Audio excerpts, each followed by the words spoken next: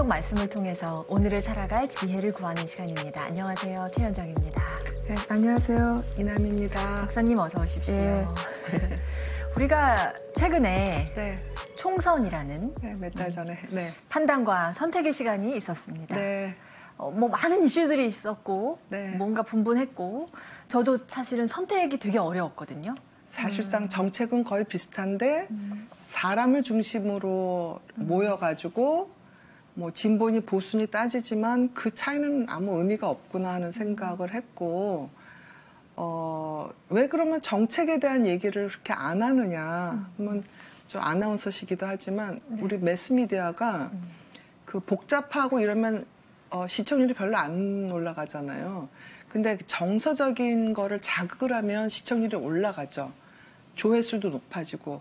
그러니까 그걸 자꾸 환원시키는 거예요. 어떤 감정 싸움으로. 우리가 뭐 정치적인 거를 제외하고라도 많은 선택이 네. 우리는 논리적, 합리적, 이성적인 사고에 의해서 선택하는 거라고 믿고 싶지만 실제로 정말 많은 선택은 감정의 지배를 받아서 이루어지잖아요. 그럼요. 판단을 하죠. 선거도 그냥 다르지 않더라. 네, 우리가 판단하면 네.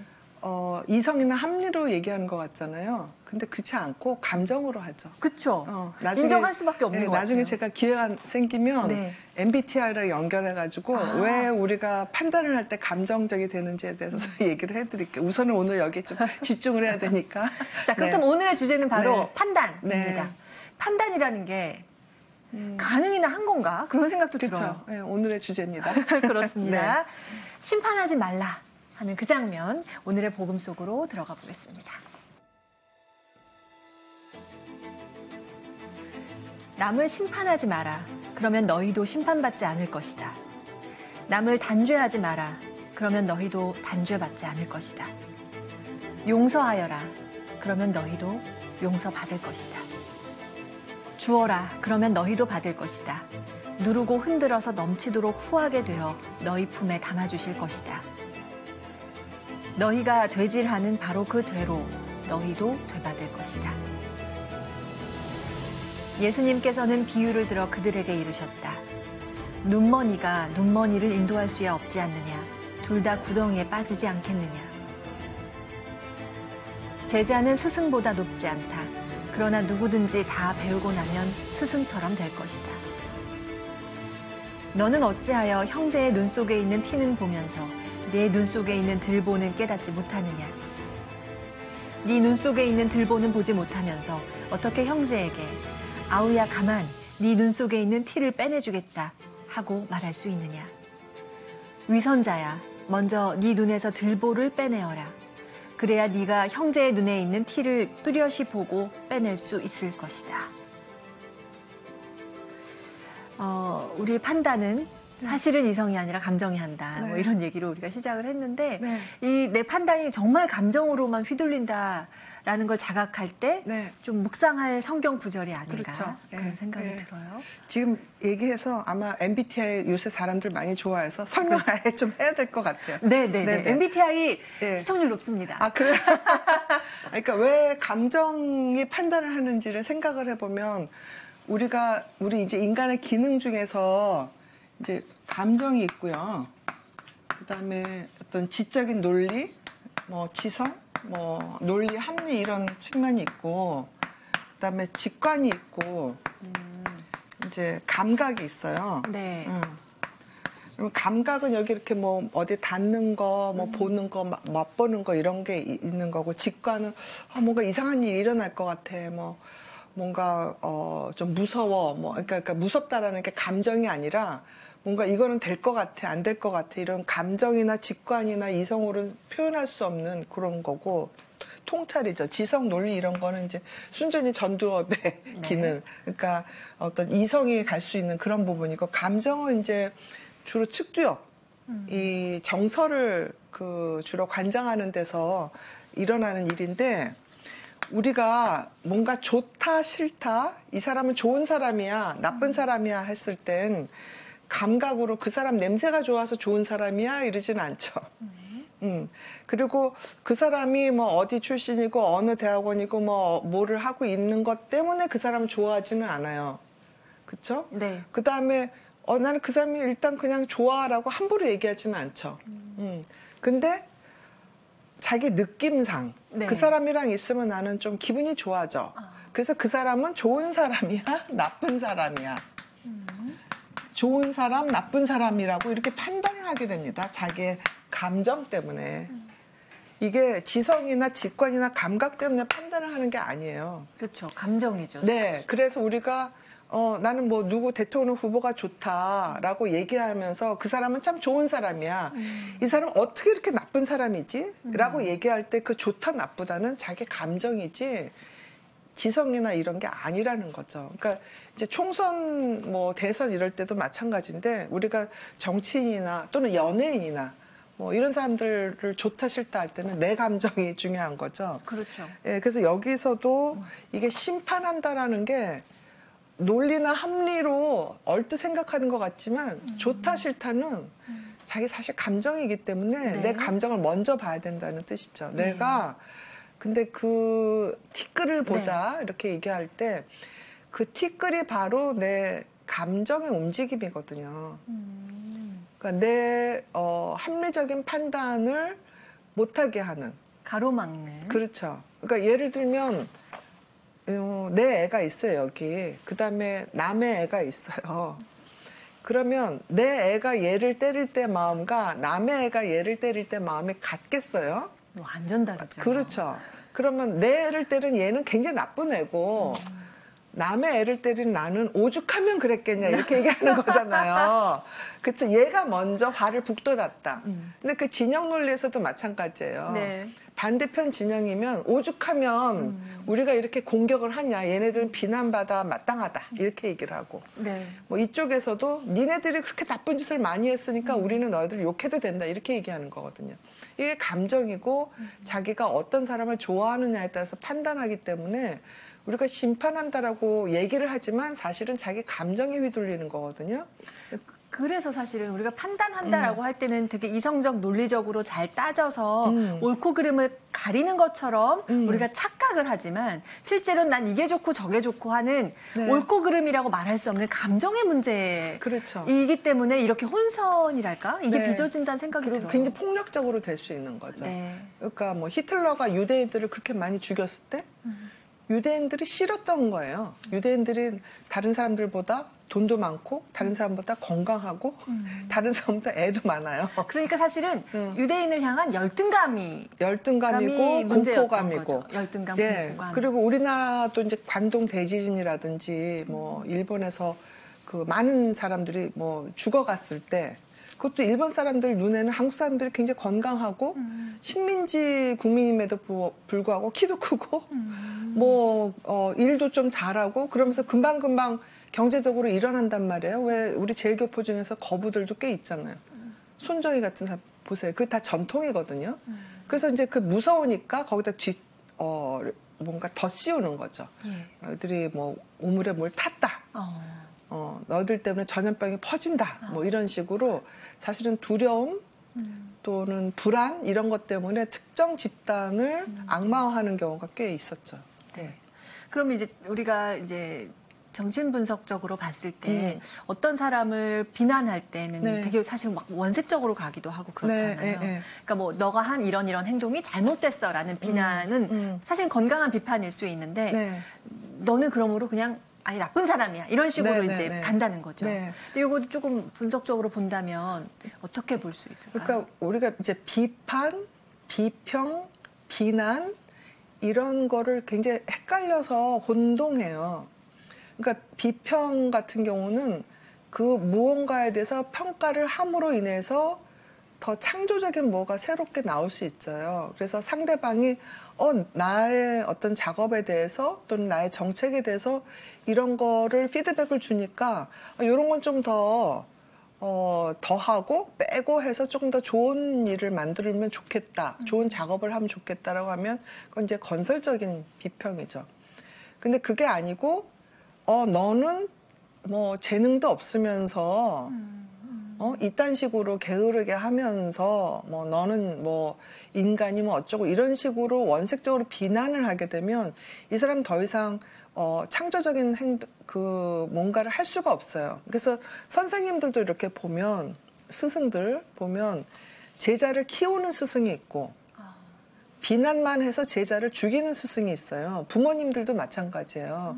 야, 너는 머리가 그딴 머리로 뭘 하겠다 그러냐. 뭐 춤도 그딴 식으로 추면서 뭘 하겠다. 무슨 연예인이냐 이러면서 비난해서 아이들 동기를 확 꺾는 사람이 있는가 하면 뭐 IQ가 70이면 어떻고 뭐 뭐가 모자르면 어떻고 뭐 손가락에 3개면 어때요.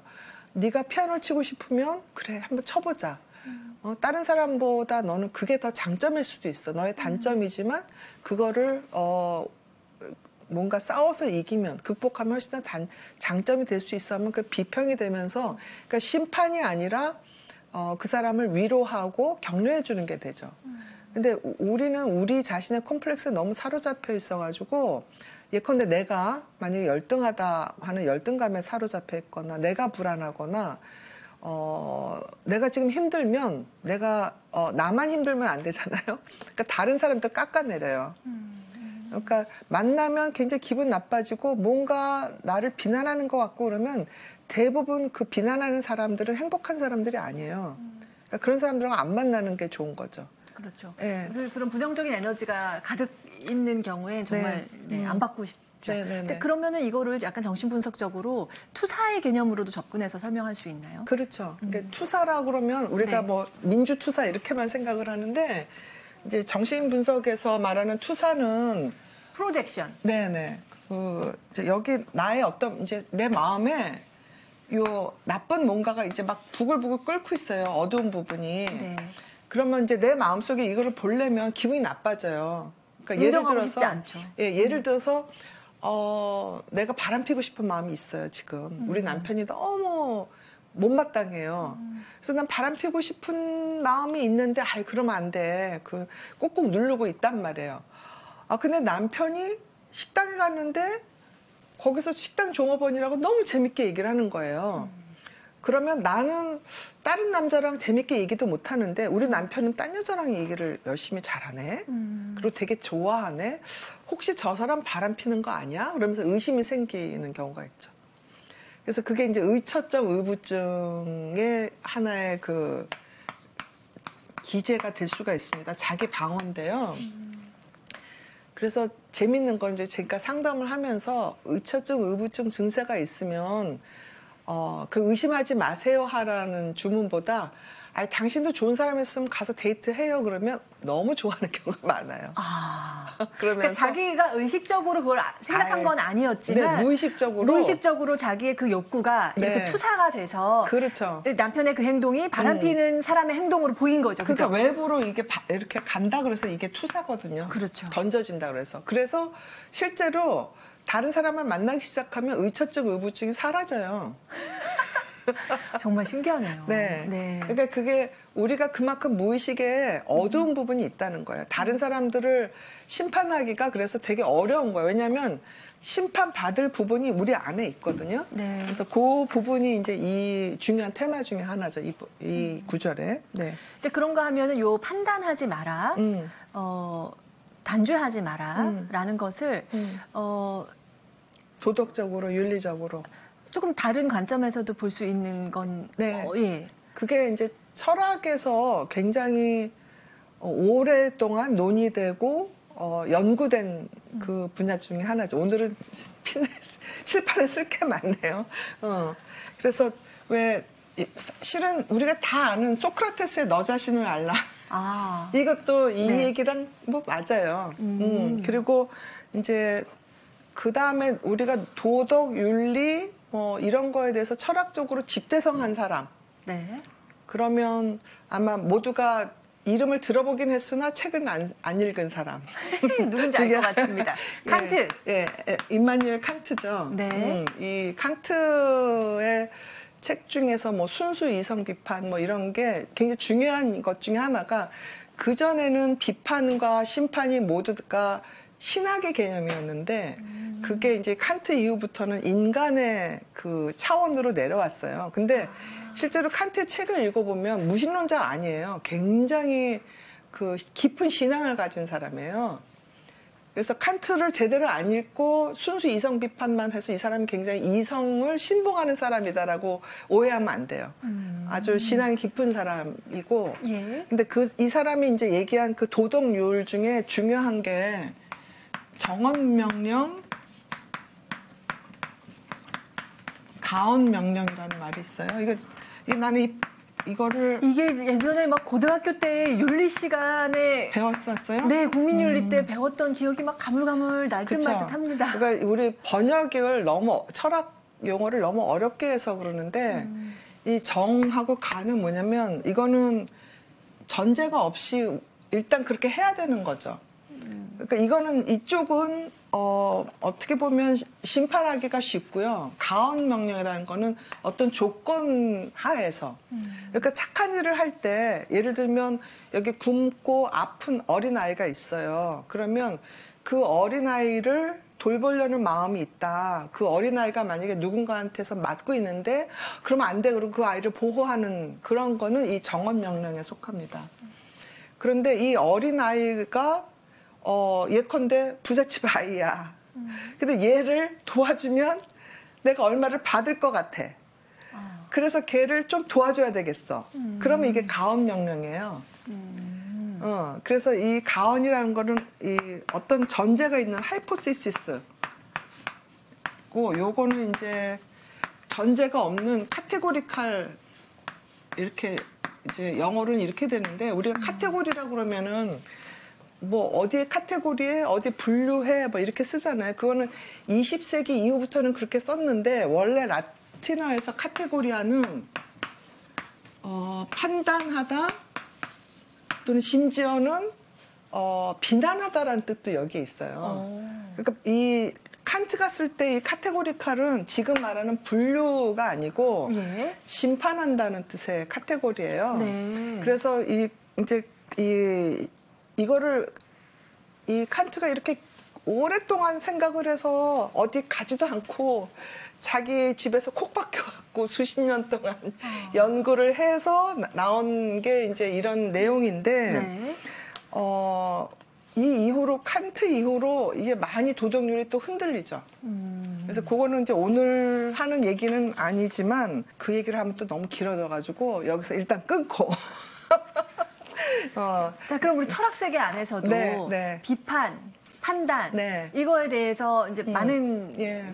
고민과 성찰이 있었다. 네. 그런데 우리 성경 안에서 말할 때 네. 판단하지 마라. 네. 라고 하는 것의 진짜 뜻은 그러면 무엇인가? 우리가 말하자면 아주 주관적으로 판단하는 거기 때문에 네. 너의 판단은 사실은 너의 주관적인 그렇죠. 경험일 뿐이지 네. 그게 보편적일 수는 없다라는 뜻일까요? 보편적인 거를 알아내기가 쉽지 않다는 뜻이죠. 그래서 칸트가 이제 수십 년 동안 그거에 대해서 고민을 한 거고, 우리 동양에서도 뭐 수호지심, 뭐 사양지심, 뭐 이런 거 4단 7정 기억하세요? 네, 들었던 것 같죠. 네, 그 맹자가 뭐 얘기한 것 중에, 네. 그러니까 그 이후로 수천 년 동안 사실 도덕에 대해서 뭐 주자학은 주자학대로 뭐 이런 얘기를 많이 해서요. 그걸 왜 수천 년 동안 사람들이 얘기했느냐? 어려운 거죠. 그래서 인간이 판단하는 게 쉽지 않기 때문에 이제 저는 개인적으로 그래, 심판은 하느님이 하시는 거고, 어떤 법이나 제도에서 판단은 우리가 할 수 있겠죠.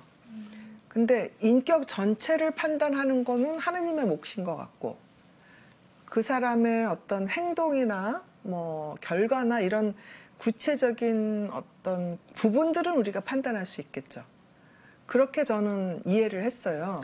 근데 우리 마음 안에 말하자면 이제 조금 예전입니다만 글로리라는 드라마도 네. 우리나라에서뿐만 아니라 네. 전 세계적으로 막 열광적으로 인기를 누렸단 말이에요. 그건 우리가 그만큼 너는 잘못했어. 그럼 그 죄값을 치러야지. 라고 이제 개인적으로 단죄하고 싶은 마음, 그 욕망이 누구나 있고, 그걸 잘 이렇게 버무려서? 성취시켜 줬기 때문에, 네, 네. 그 드라마가 성공이었다. 네. 이렇게도 볼 수 있잖아요. 그쵸. 굉장히 폭력적인 드라마죠. 저는 그렇게 보고 그 복수라는 거는 사실 자기 한 사람의 개인의 일생으로 보자면 굉장히 비효율적인 선택이에요.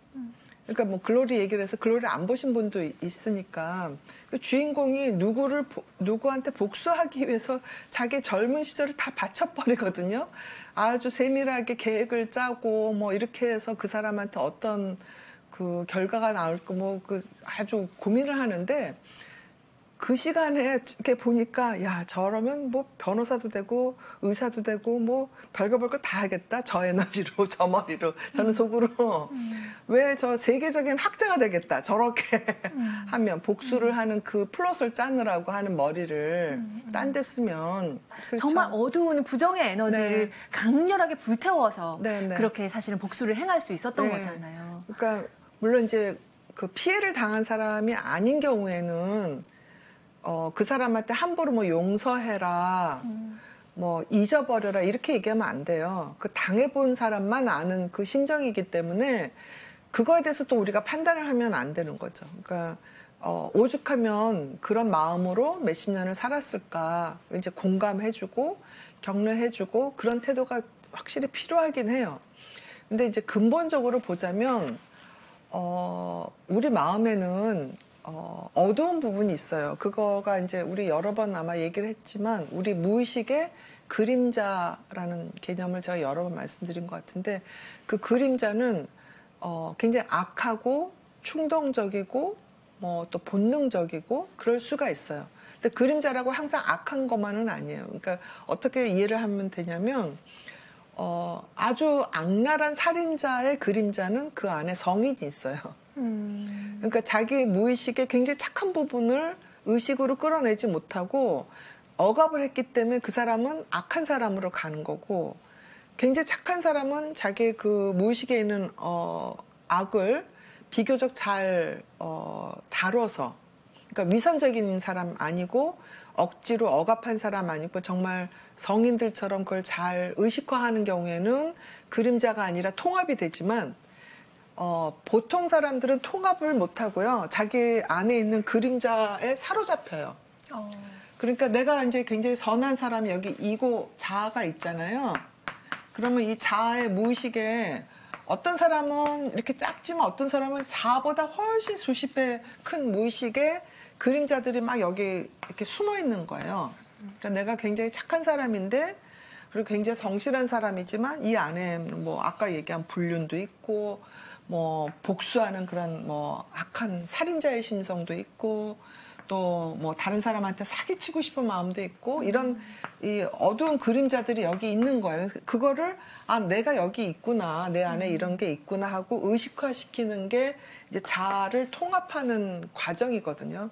근데 그런 거는 이제 심리학적으로 꼭 뭐 분석을 해서만 하는 거는 아니고 뭐 예를 들면 뭐 명상을 한다든가 뭐 기도를 한다든가 이런 과정에서도 얼마든지 성찰할 수 있고 또 좋은 스승을 만나서 겸손하게 그 스승의 조언을 듣는다든가 뭐 이래도 또 자기 그림자 컴플렉스를 알 수가 있는 거죠. 그러니까 여기서도 보면 예수님께서 심판하지 말라 네 눈에 있는 것부터 먼저 봐라 했던 것도 이 자기의 그림자 컴플렉스를 보라는 얘기거든요. 근데 이거를 못 본 굉장히 위인들이 많아요. 그러니까 우리 안에 네. 어두운 측면이 있다는 거를 못 본 사람들이 꽤 있어요. 대표적인 사람이 마르크스 레닌 같은 사람들이에요.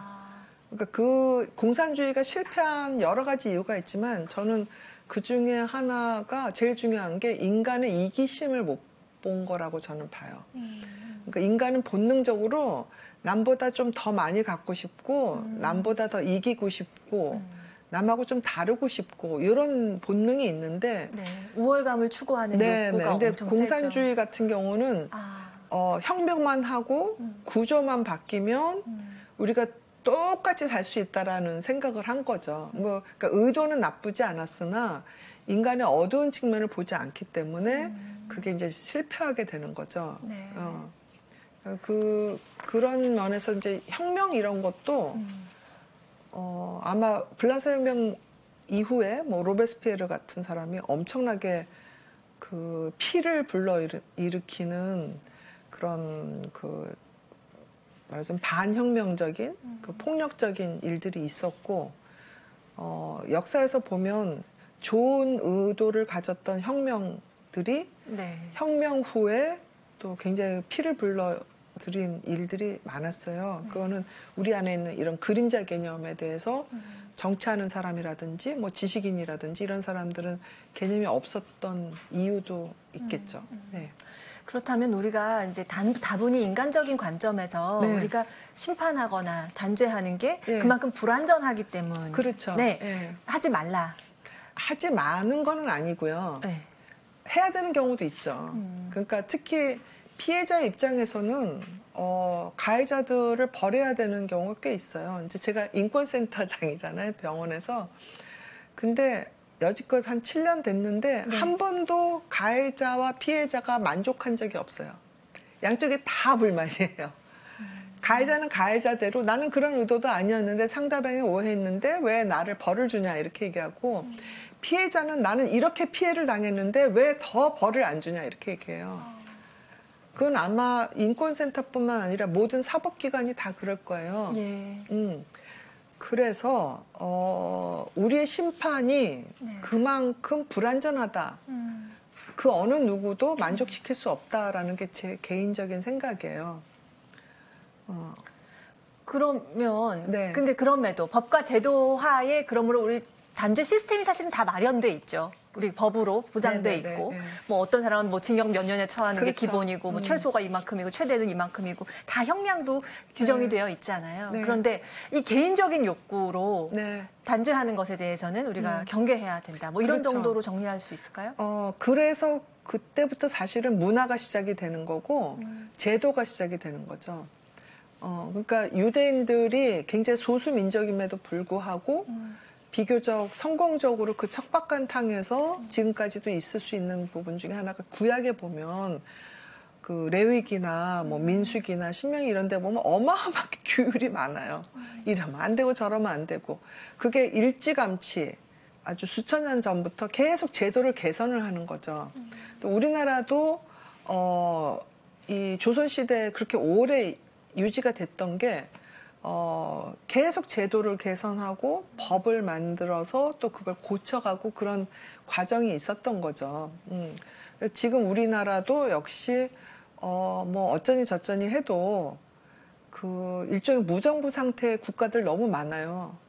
보면은 서로 뭐 인종끼리 싸우기도 하고 계속 폭동 일으키기도 하고 그런데 우리나라는 비교적 안전하고 어떤 갈등이 있어도 법으로 해결하고 중재하는 어떤 기관들도 있고 이렇게 계속 업그레이드 하는 거잖아요. 그러니까 심판하지 마라, 판단하지 마라, 아니면 반대로 심판해야 된다 이런 이분법이 아니고 우리의 심판은 불완전하기 때문에 계속 그걸 개선해야 된다는 거죠. 그래서 그런 개선에 가는 과정 중에 우리가 도덕적으로 훨씬 더 진화해 가는 거죠. 근데 그거는 자발적인 어떤 개선이 돼야 돼요.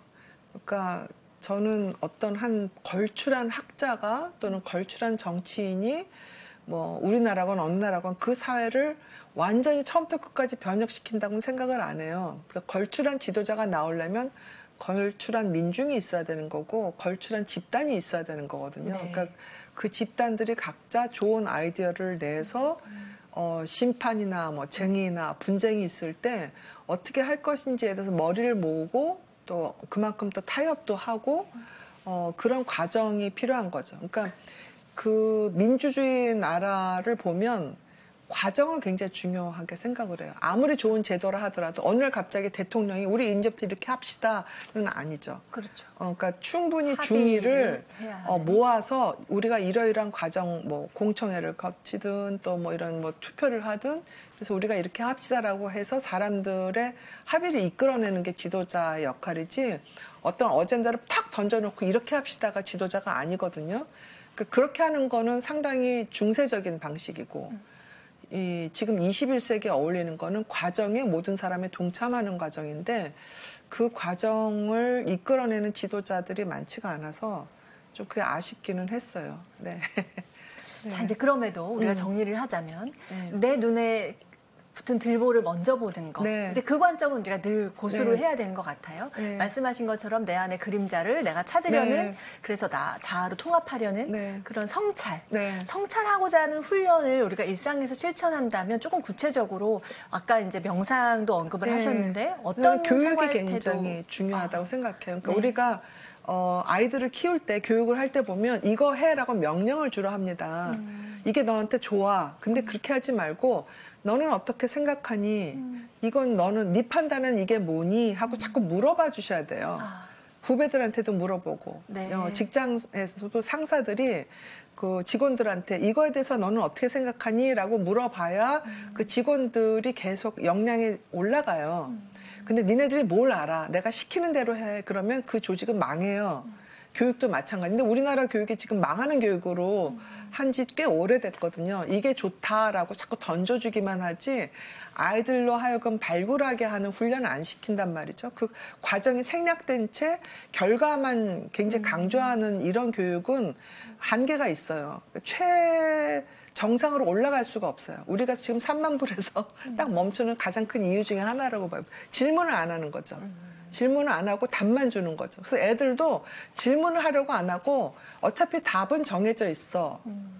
그래서 뭐 답정 네, 너? 답정 너. 뭐 이렇게 답은 정해져 있어. 너는 그대로 대답해. 그리고 그거예요. 젊은이들이 고민하는 게 답이 없다라고 고민을 하는데 아니 젊은이들이 하는 거는 답이 없다라고 얘기하는 게 아니라 나는 무슨 질문을 던질까를 생각하는 게 젊은이거든요. 근데 나는 어떤 질문을 던질까라고 고민하는 젊은이들이 없고 답이 없어라고 나가 떨어지는 젊은이가 많다. 그럼 그 사회는 미래가 없는 거예요. 그럼 그 책임은 누구냐? 우리 같은 저 같은 늙은 사람들이에요. 왜 애들한테 질문을 안 하고 답을 줬냐 이거죠. 그러니까 지금부터라도 질문을 해서 판단력을 키우는 거죠. 판단력 비판이 이게 칸트의 또 큰 저작 중에 하나잖아요. 비판적인 판단력을 키워야 그 나라, 뭐 그 조직, 그 가정이 네. 크고 성장합니다. 근데 비판적인 판단력을 못하게 내가 뭐 권력이 있는데, 내가 힘이 있는데, 내가 돈이 있는데 너 비판하지 말고 판단하지 말고 그대로 따라. 그 조직은 망해요. 그렇죠. 그래서 어떤 조직이든지 너무 크면 망하는 이유 중에 하나예요. 그게. 왜냐면 이 밑에서 위로 올라가는 이 길이 막혀버리거든요. 그게 이제 심판이라고 그러면 하느님이 내리는 심판을 제외하고는 우리 인간이 내리는 심판은 일단은 중의가 모여야 되고 그다음에 이 밑에서 위로 올라오는 길이 열려 있어야 되고 그 과정이 중요하게 생각을 해야 되는 거죠. 네. 그렇게 정리를 하면 그게 하느님의 심판과 인간의 심판의 차이점이 아닐까. 그냥 저는 그렇게 생각을 합니다. 네. 네. 비판, 판단 이런 거에 네. 대해 얘기를 쭉 하다 보니까 네. 사실 결론은 조금은 뭐 어떤지 모르겠지만 우리 아이들한테 내가 지금 잘못하고 있구나. 이게 결론이 되는 것 같아서 반성하는 시간으로 오늘은 마무리가 될 것 같습니다. 오늘도 네. 성경의 한 구절을 함께 곱씹는 시간. 교수님 말씀 고맙습니다. 네, 감사합니다.